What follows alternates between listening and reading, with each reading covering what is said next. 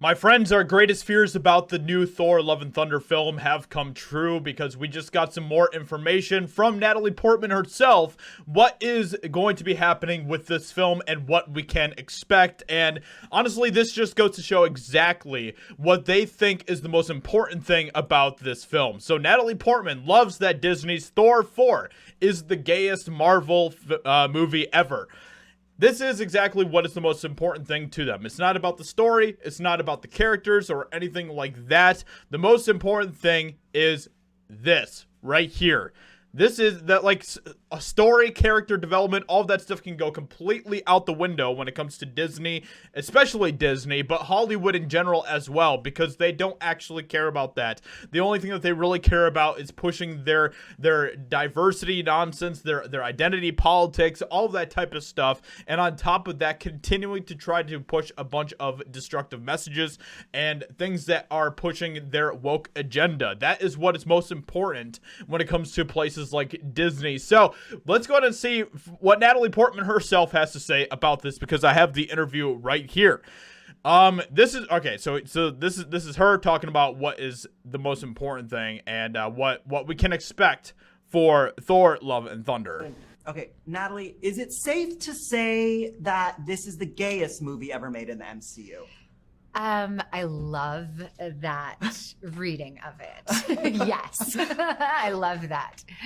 I mean, you're on your. She loves that. She loves that reading of it. Oh my gosh. So there you go, everyone. There we go. But honestly, this isn't much of a surprise because, especially coming from Disney, we know that they've gone completely mask off when it comes to all of this type of stuff. All of these agendas that they are pushing in their films now and everything else, they're just going pedal to the metal with it, and they aren't going to be stopping anytime soon. So let's listen to a little bit more of this interview here. Flying on rainbows. There. I mean, or am I imagining it? Like, I mean, that is the core of the comics. I feel like that is the core of the comics. That's where it all started. It's very true to the source material, I think.